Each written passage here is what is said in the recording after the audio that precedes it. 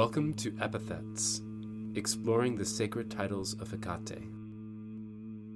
Hey everyone, welcome to Epithets, the podcast where we explore the sacred titles of Hecate with your hosts, me, Isaac Vars, and also my co-host, Robin Silverman. Hello.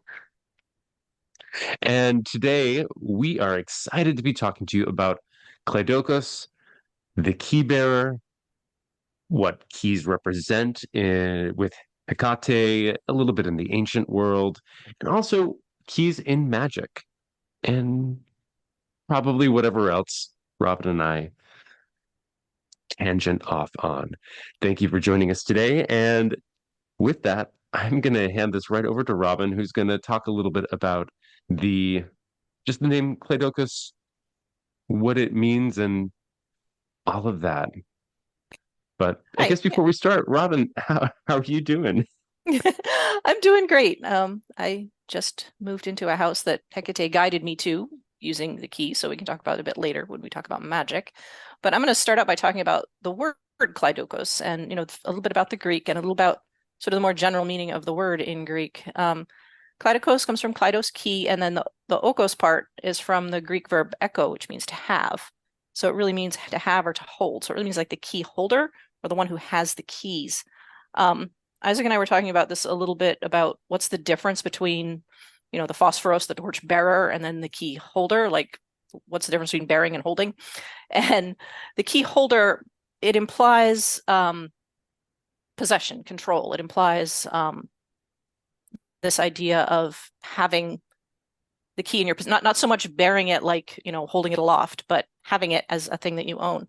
And the word kleidouchos actually is used pretty generally in Greek to imply somebody who, the idea of having the key to something sort of metaphorically, like the wife in a house would be called the kleidouchos.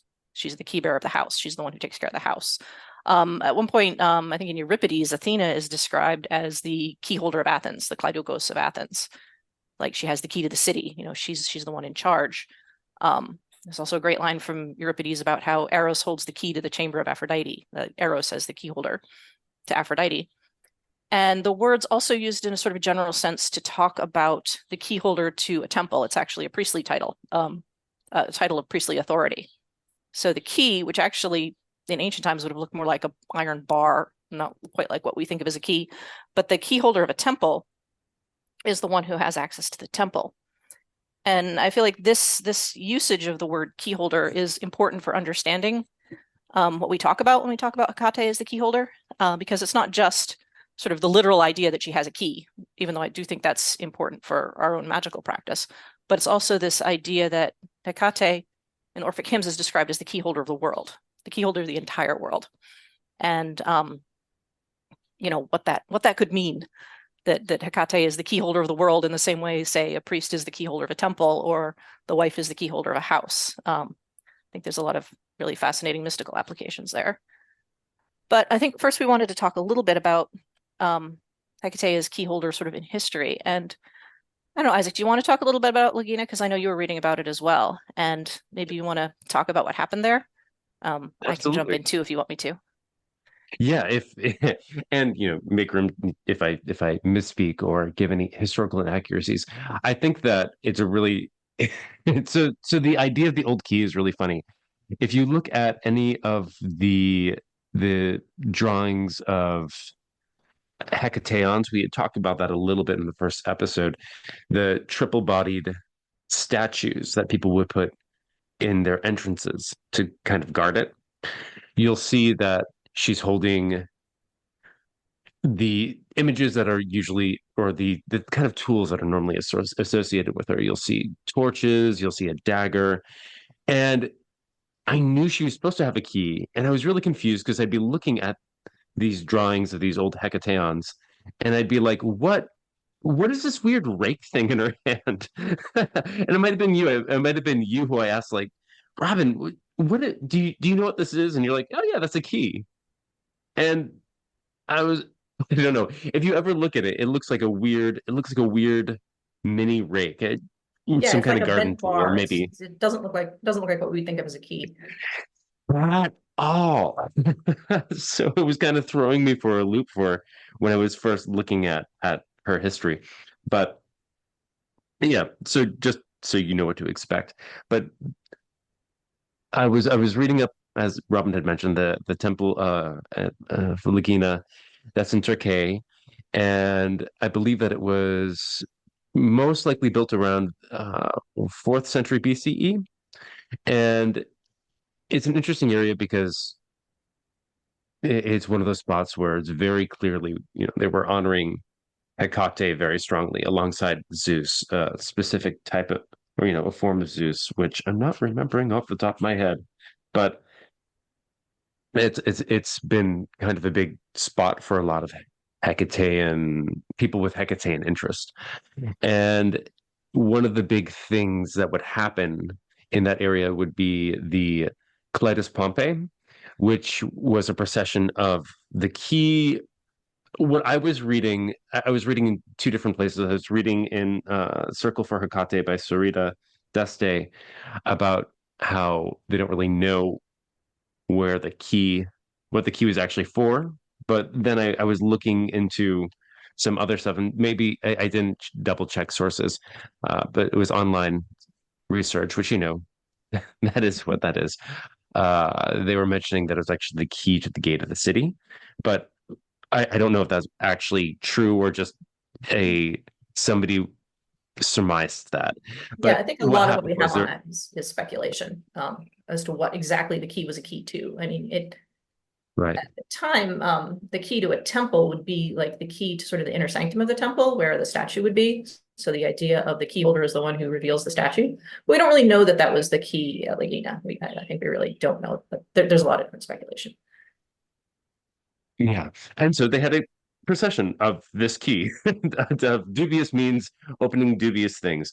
And there was a choir of young girls that were carrying it. I think I read it was an 11-kilometer hike essentially through the city where they would be carrying this key in this big celebration procession from one point to another.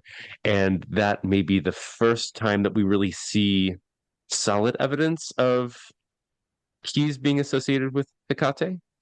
You didn't find something earlier, did you? No, I think that yeah, this association of a key with Hecate, it yeah, I think the Lagina is pretty much the earliest we have, and even there, I mean, it's definitely associated with her in this procession. It's a big deal in the procession, but I don't think it'd be right to say that in the procession it was a symbol of Hecate. I think that's sort of kind of a putting some modern ideas back into it. This idea of, they're carrying the key as some kind of symbol of Hecate. I don't know that that was it. I kind of don't think so. But yeah, there's the association of the key with Hecate at Lagina. That's the earliest we got. Mhm. Well, the idea of Kleidouchos as not just, key bearer being mistress, or another way of saying just, somebody who has control over a place Mhm. really makes a lot of sense that way. Or really kind of ties into that way a little more strongly. It kind of ties into some of her other epithets that way. In some I want to say matronly, but more, while there's some older poems that refer to her in a motherly way, usually it seems like she's more midwifing than Midwifing, anything. yeah. Because even in Lagina, in some of the imagery that they found there, it's showing her as the midwife to Zeus. Yeah, actually, one of the things I found when I was sort of looking into keys generally in ancient Greek magic was that there was this idea that a woman giving birth, like if she's having a difficult Mhm. birth, you'd put a key next to her, which as a charm, which I thought was just fascinating. I didn't see that directly related to Hecate, but we think of, Hecate as the midwife, and then this idea of the key as the charm to, help get the baby out. I just thought that was a really interesting association there. Oh yeah, because it is, and when I said midwife, not midwife for like Hera, but I meant midwife for the birth of Zeus. Yeah, Going back to that Titan pre-Olympian nature of Hecate. yeah, but And there's this that's association of Hecate with the midwife, like as like the literal midwife. That's interesting as well. I did not know about that. The key is, and then metaphorically makes sense. Kind of Mhm. opening passageways Yeah. to let new life in. And wow, okay, that's interesting. That's cool. And the only other, again, you had mentioned that that name shows up in the Orphic hymns, but even then, it could be referring to her as more mistress of household than key bearer, or mistress of the universe instead of the literal key bearer. But that's still kind of, the metaphor still kind of creates the tool, doesn't it?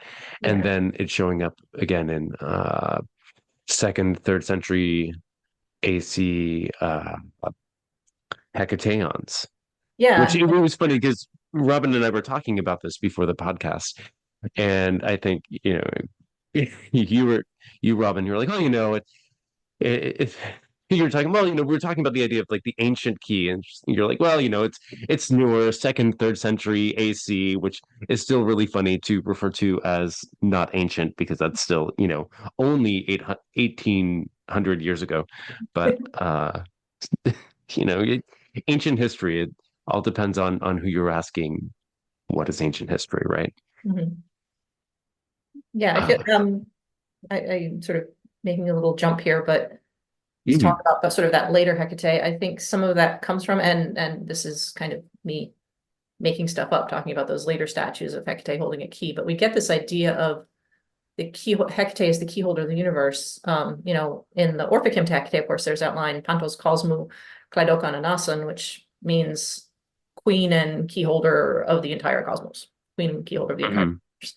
Um, and I think Proclus refers to her as key holder of the universe too. So there's this sort of Neoplatonist, um, the Neoplatonist Hecate as this mhm. gets this idea of the key holder of the universe. And I kind of think, again, this is me making stuff up, but I kind of think those later images of Hecate with the key come more from sort of this Neoplatonist influence that we also see Mhm. in the PGM. I think she gets referred to in the PGM as a key holder a few times too. Oh, yeah, it's actually Yeah, quite, it yeah, shows up quite a yeah, bit in yeah. the PGM. So there's a sort of later sort of Neoplatonist idea of, the sort of the world soul Hecate, who's the key holder of the universe. And I think that those later depictions of her with the key come from that Neoplatonic influence. Okay. And that's, you see, that's interesting. And I wouldn't say that's making it up. That's just making conjecture based off Yes, it's conjecture. of I just want to be clear that I'm not based getting off of that from any historical any things. ancient source. It's just a thing that a connection that seems so to me. Absolutely. Before we kind of move on to the key in the more modern sense, is there anything Mhm. else you want to add from the ancient world? I don't think so, except for to say that I think that, yeah, the idea of Hecate and keys, I don't think is it doesn't go as far back. I'm we have all this iconography of Hecate with torches, right? That goes way back. Hecate with her torches, like we talked about last episode, on vase paintings, whatever, she's holding torches. We don't see her holding keys, like at all, Hmm. sources. Um, except for, sort of those later, like I said, Neoplatonic influence sources. And I don't think that makes our sort of modern association of Hecate with the key wrong. I just think that, Hecate evolves, Hecate changes, and the ways she's represented evolve and change.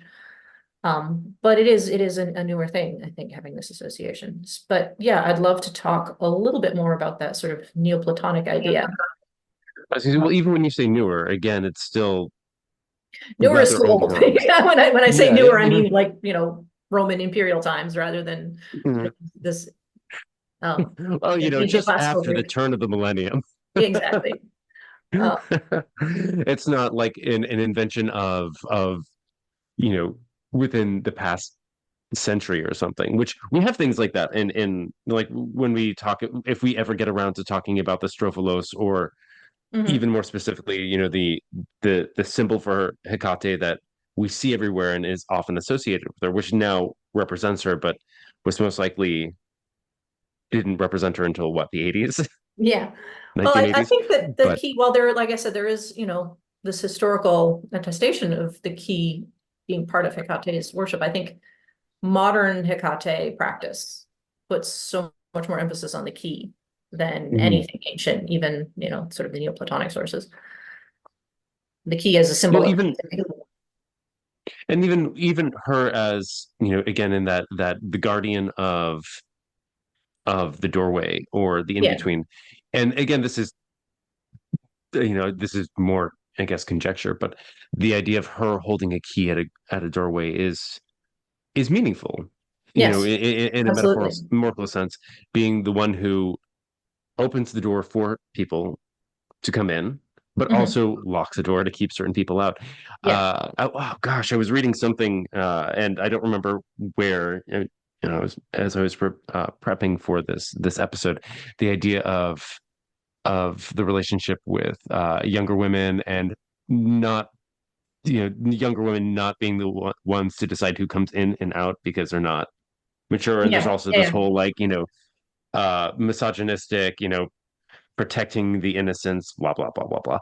But Mhm. there's a little bit of power with who controls the door, Yeah. I guess, who Yeah. controls who comes in and who doesn't. Yeah. So that ties into the key. And even now, you know, you'd mentioned the newer importance of it. Like I wear a key around my neck every day. It represents my connection to Hecate. It represents it is a symbol of me as a devotee to her. And it's an old skeleton key and it looks really cool, but old skeleton keys are not, you know, something from ancient Greece. Their keys looked, if I had an old Greek key, you know, ancient Greek key, it'd have this weird, you know, giant rake thing around my neck.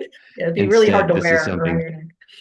it really would. Yeah. Instead, this is an old skeleton key, which is a symbol of her, which is now deeply associated with her. But old skeleton key is what I don't know when that key Mhm. design exactly came out, but I'm just going to make up a time and say Victorian times, which I could be very wrong. I now have to look into the It sounds first about right. design of the skeleton key. Yeah, you know, that's a whole other rabbit hole.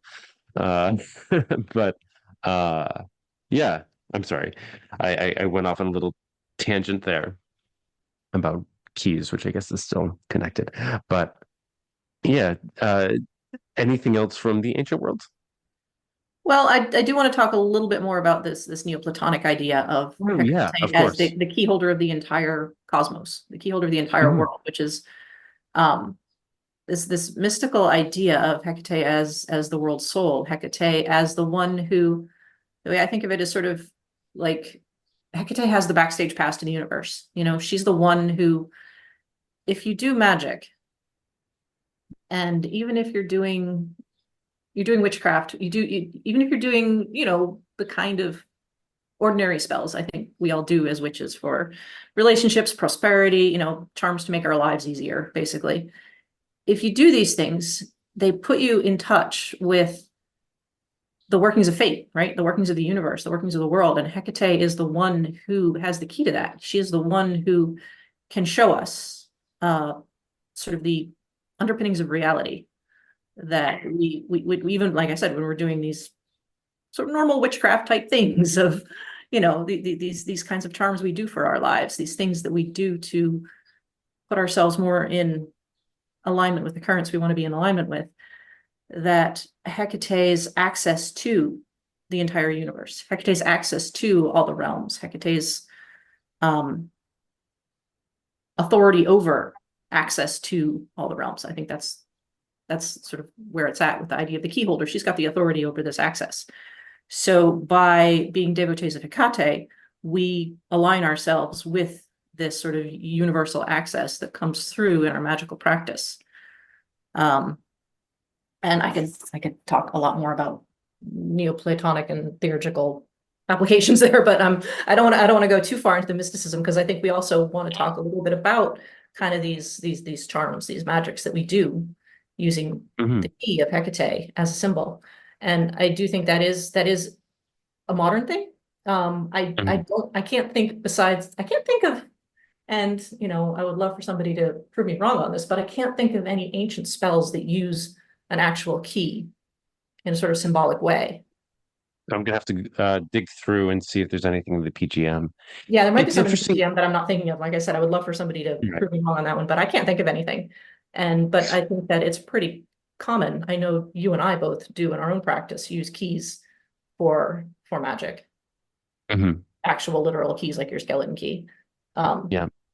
but I think that's a modern thing. And again, by calling it a modern thing, I'm not saying it's wrong. I think Right. it's absolutely appropriate, and I think it's absolutely aligned with Hecate and who Hecate is and what she does. But I do think it's a more modern kind of practice. Well, and keys in general, in a bigger spiritual sense, I'm kind of thinking about some of the bigger roles it's played. So you had mentioned with the idea of her being able to go through all these realms, and I think that's connected to that. The idea that we had mentioned earlier, yes, she's here, this imminent being that is here in everyday life, but also has access to the underworld, also has access to Olympus or the heavens, or however you want to look at that. There's a certain aspect of being the person who has the key to all these gates to transcend into different, or to travel into different realms.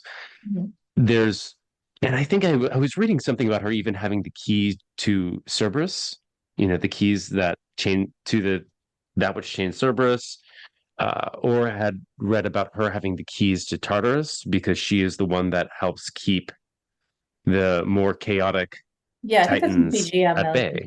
I think that's in the PGM Hmm. or having the So key. there's that whole connection as well. Mhm. The idea of her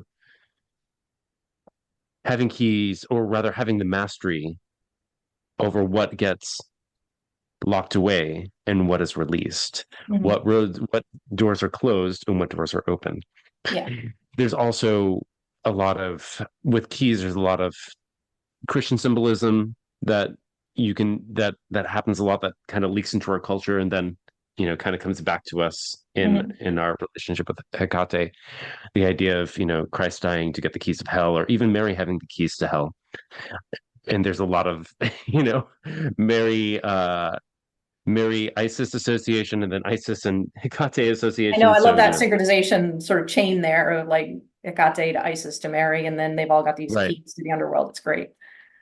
Right, exactly. And then that key being the symbol again of that entrance and the mastery of that. Or so when my husband Josh and I, we were traveling around UK and we went to York, one of the really cool things about York for me, which I know had nothing to do with Hecate, but still it was meaningful for me, is I think that there's all this imagery of these two crossed keys everywhere around that old city.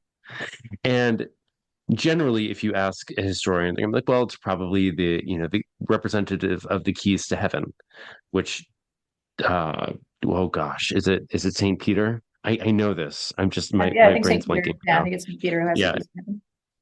the keys to the gates of heaven. Yeah. But so in this kind of cosmology, so does Hecate. She has the keys to the Iranian realms. And yeah, I don't know. It's interesting. It's interesting how the key thing has evolved along with her, and is now this potent symbol both of her and of the magic that we do with her. Mhm. Before I get into the magic, because I was talking to Robin, and I think it would be fun to discuss different ways to magically work with each of the epithets that we're covering. But I know you had mentioned you wanted to do a little more on the kind of the mysticism. Well, I got into that a little bit. I don't know if I want to go too deep into it because things get Okay.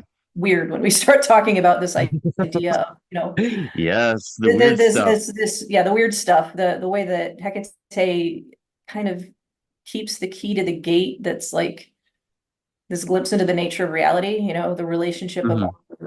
kind of individual consciousnesses to the cosmos, everything. Hmm. And that I guess, like I was saying, these sort of the backstage pass to the underpinnings of reality. Um, Hmm.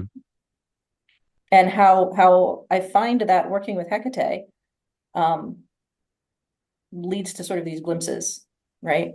Of kind of this deeper reality that's sort of the realm we go to when we do magic, whether we know it or not.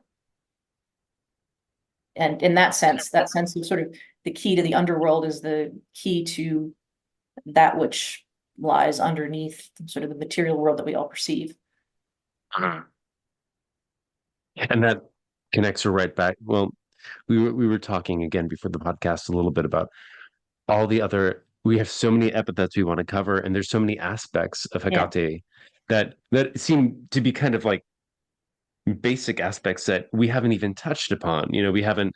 We're excited to be talking about Sotera, Primo, talking about Yeah. her in her connection to the ghosts and to the dead, which we haven't talked about at all. But this is a little bit, again, with her having the Yeah. keys to the underworld, there's this access to the dead and leading the dead home, or going down and kind of getting an army of ghosts, when Yeah. needed, Yeah. to go and do any kind Mhm. of bidding or any kind of job that she's looking to do. But it goes back to her being, and I feel like most of this conversation about Hecate is going to come back to this, which is why this is the word that we used when trying to define her in the first episode: liminality, being in Yes. between.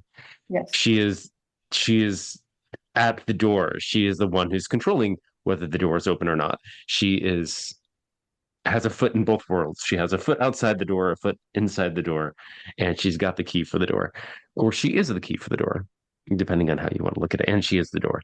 Uh,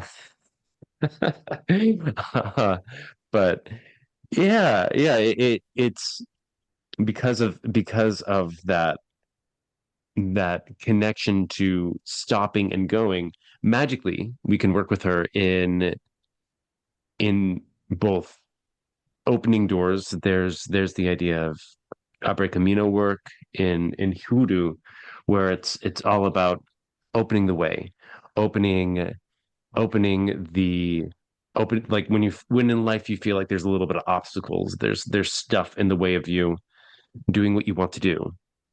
That is, she's a wonderful power to call upon if you're feeling like you need to invoke a little bit of that star card of tarot energy.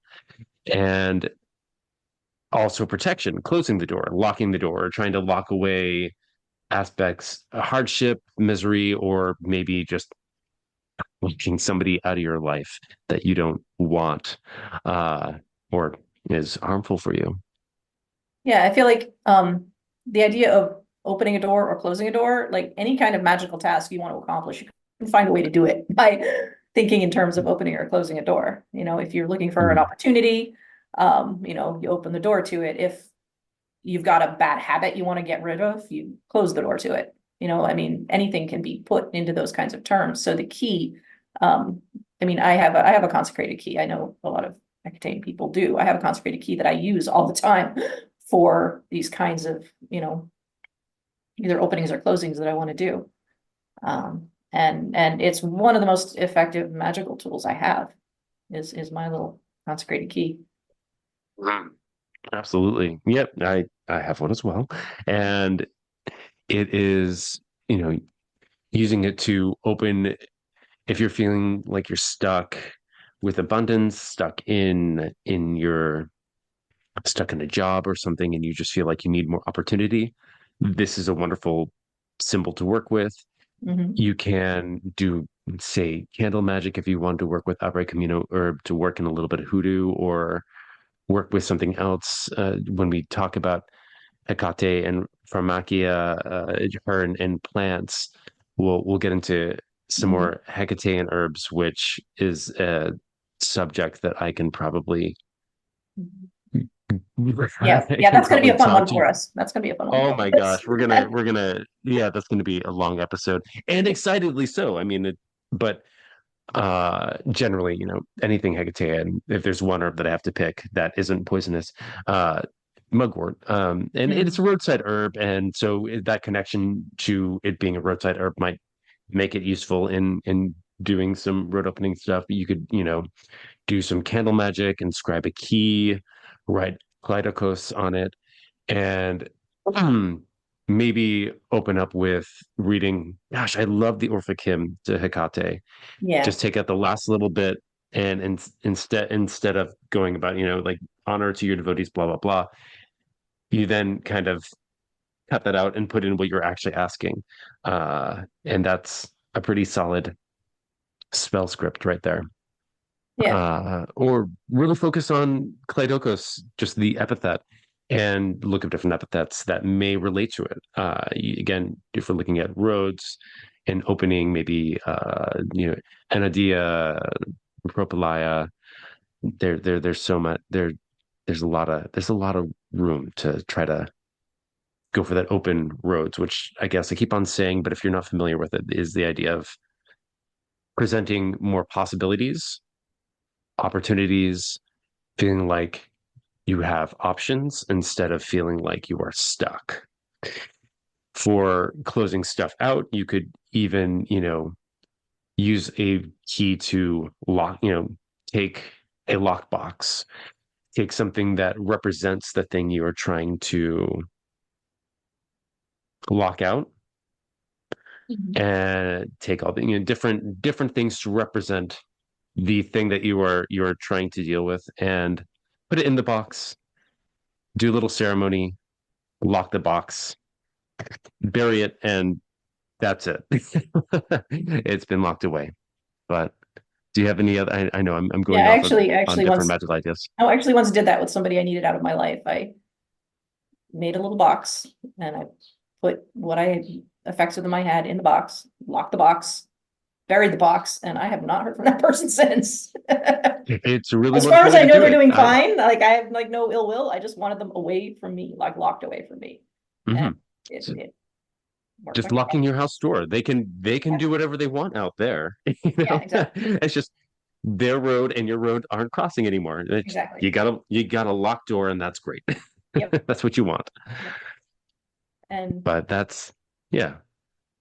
I mentioned, I think at the beginning of this about, I recently moved apartments, moved house. And Right, yeah. yeah, and so I don't want to get into too much detail about the process, but we had this like one apartment we were looking at that was really nice. It's in a good building, good neighborhood, sort of conventionally very comfortable, had all the things we wanted. There was this other weird little house we looked at, also in a really good neighborhood, the same neighborhood as the other place, and it was, it was in the same area we wanted to live, but there was enough weird about it that I wasn't sure that I wanted to live there. So we put an application on the nicer place. I'm calling it the nicer place because we're conventionally nicer, more comfortable place. And I took my magic key over there to, say a little spell to get us in the door, to get us in that apartment. But as I was doing it, I was like hearing Hecate, like, this is the wrong house. Why are you at the wrong house? You're at completely the wrong house. Why are you doing this?